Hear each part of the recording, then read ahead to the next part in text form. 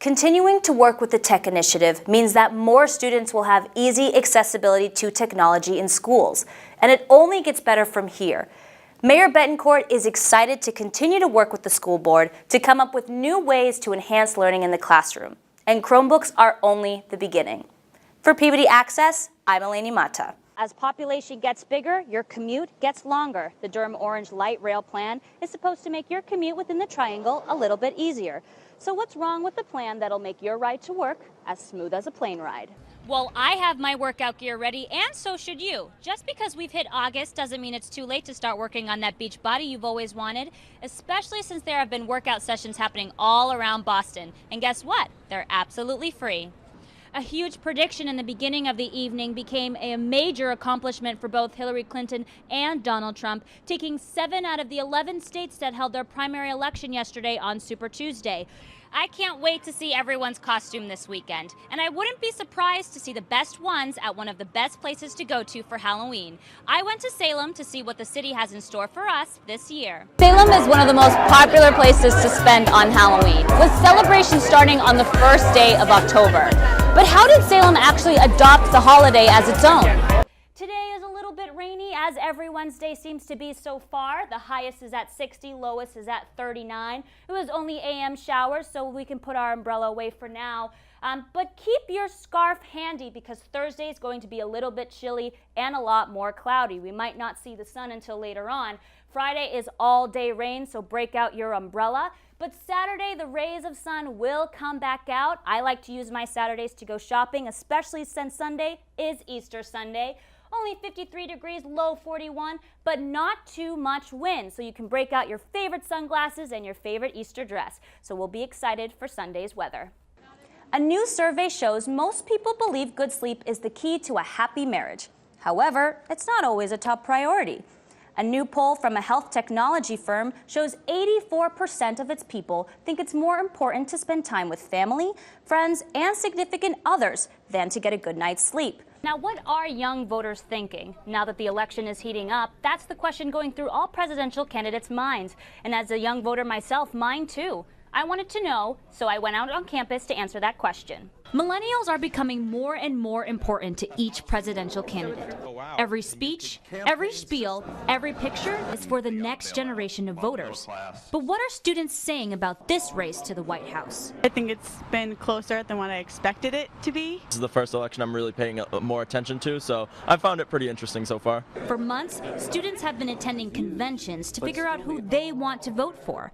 But for students like Dylan, he feels that the media coverage isn't helping him choose. It's just really confusing to try to figure out which are the facts and which are just things that are blown out of proportion. Students have already registered to vote, and they are excited to cast their pick and know how much they can influence the numbers. This election, more than any other, is showing that our voices are making a big impact on people's campaigns. If we get out there and voice our opinions, that we will have an impact on both the Democratic and the Republican nominations, as well as the actual general election.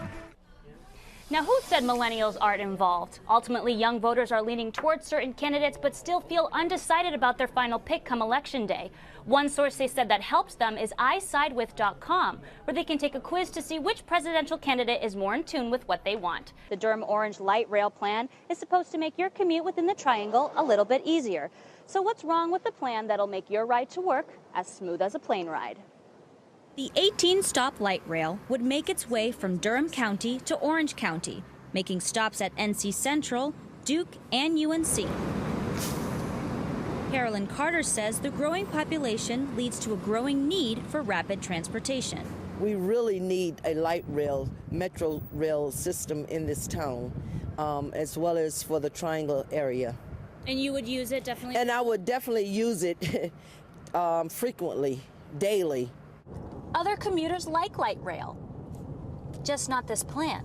I just want to know what's the fascination with Chapel Hill. Raleigh's our state capital. Why not have services from Durham to Raleigh? It's very complicated. Alex Castro is concerned he won't even see the finished product. The system won't be open for the first ride until about 2029. That's a long ways away for us seniors. And a great number of us may not get there. what's going to happen is, as the world is moving to driverless and ride-sharing programs and affordable, accessible transportation, we're going to be paying for light rail. Meet Erica. She isn't just another runner, she's a Boston Marathon runner. I was given an invitational bid from a couple of family friends who were injured in 2013. I wanted to run in their honor just because I saw the process that they went through, the strength that they had. This Suffolk alum is running for Beth Israel, the same hospital her family friends were treated at after the 2013 marathon bombings. They were able to start running again, and that just inspired me to start running, so I'm running for them. When talking to her the week before, she still couldn't believe that she was participating in the event. It's still kind of surreal. Like, I don't believe that it's happening this Monday, despite, you know, all the signage going up. I saw the finish line yesterday, and it's still not hitting me that I'm going to be hopefully crossing it. But she did, and she was cheered on by family and friends at mile 26. What better place to get up close and personal with the presidential candidates other than New Hampshire? New England College hosted a primary student convention for students all over the country to get ready for the first-in-the-nation primary. You can meet all the candidates in one place and then have different professionals in different fields talk to you about different subjects. For 3 days, students had the opportunity to ask questions, meet, and take pictures with candidates like Bernie Sanders, Chris Christie, and Carly Fiorina. Coming here, you get to see them in person, really develop more of an opinion you have on before, get to ask them your own personalized questions. It's just fantastic to me. I mean, I'm really glad to see it so far. At the end of each day, each person had the chance to participate in a straw poll election to pick who they wanted as their party nominees. I just think just being able to participate in that would be really good, and also because, you know, I'd be able to make a tiny, like a fraction of a difference. This is a once-in-a-lifetime experience that, you know, not everyone can get in 4 years. When Josh got his hoverboard, he was excited to go into the city and take it for a spin. I think it's just a easy transportation device. We can just hop on and just go instead of walking. It makes life a whole lot easier. Josh became one of many to buy the popular gadget this past year. But after countless videos of the board catching on fire, the popularity with the toy in Boston went down. Banning hoverboards in the city just as they treated Segways. It's a public safety issue with Segways going up and down the city streets, as well as obviously on our campuses as well. They're actual vehicles. They can't be used on the sidewalks. Public use of the hoverboard can get you a fine of $50 to $100, and colleges in the Boston area are banning them indefinitely. With our students that live in the residence halls and those living off campus, if those catch on fire, they're now not just endangering their lives, they're endangering their roommates' lives and everyone else involved in that building as well. But Josh thinks the ban is inconvenient for students and thinks that schools should reconsider their decision.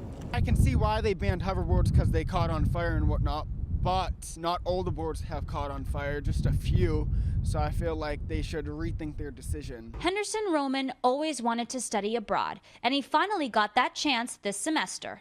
Abroad because one of my majors is international relations.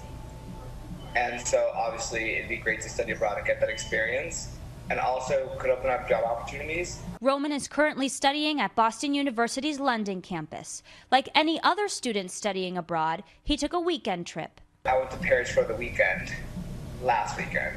Fortunately, he wasn't near the attacks, but did have trouble leaving the country. The thing was that as soon as it happened, the borders closed, so I was freaking out because I wasn't sure if I'd be able to get back to London in 2 days. In times of crisis like these, communication is key.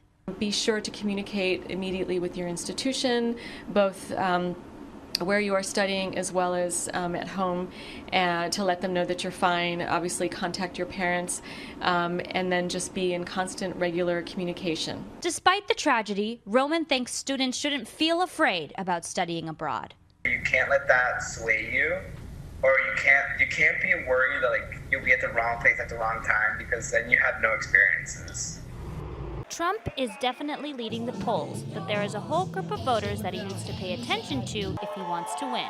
When he came to visit in Tingsboro, Massachusetts, he made a lot of comments regarding immigration and how the United States were handling it. People are being born on our soil, and congratulations, folks, we're now taking care of them for 85 years. We can't be so stupid that this is possible. As supporters reacted to Trump with excitement there, Hispanic student voters here gave what they thought about Trump's comments. What he's doing is he knows that a lot of people are xenophobic or hateful in some way, and I think he's using that knowledge to gain a lot of support because he's saying things that nobody else would say. You can't really judge someone unless you know their story, unless you've been in their shoes. And I wonder, like, if maybe he was born into Hispanic culture, like if his mom was Hispanic and his dad was American, I wonder what he would think then.